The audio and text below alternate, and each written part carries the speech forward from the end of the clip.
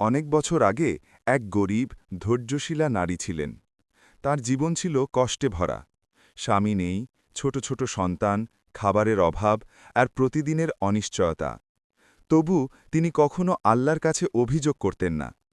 প্রতিদিন রাতের শেষ প্রহরে তিনি অজু করে জায়নামাজে দাঁড়াতেন। চোখের পানি ফেলে শুধু একটাই দোয়া করতেন, হে আল্লাহ, তুমি জানো আমার কষ্ট। আমি মানুষের কাছে হাত পাততে চাই না। তুমি আমাকে হালাল রিজিকের ব্যবস্থা করে দাও।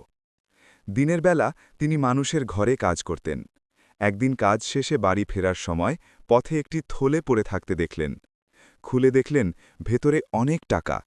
মুহূর্তের জন্য শয়তান কুমন্ত্রণা দিল, এই টাকা রেখে দাও, তোমার তো খুব দরকার।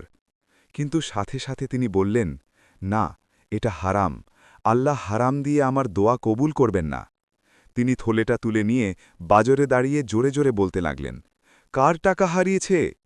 অনেকক্ষণ পর এক লোক কান্না ভেজা চোখে এসে বলল, টাকাগুলো তার। সে ছিল ব্যবসায়ী। টাকা ফেরত পেয়ে সে অবাক হয়ে বলল, তুমি চাইলে এই টাকা রেখে দিতে পারতে।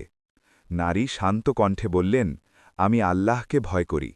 তিনি আমার রিজিক অন্য জায়গা থেকে দিতে সক্ষম।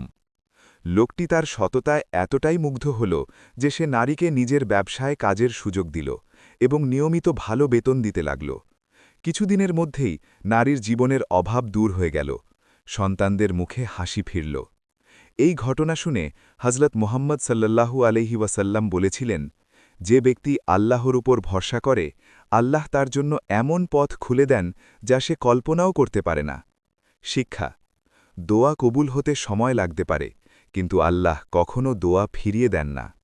হারাম থেকে বাঁচলে আল্লাহ হালাল রিজিকের দরজা খুলে দেন। ধৈর্য আর তাকওয়াই দোয়া কবুলের চাবিকাঠি।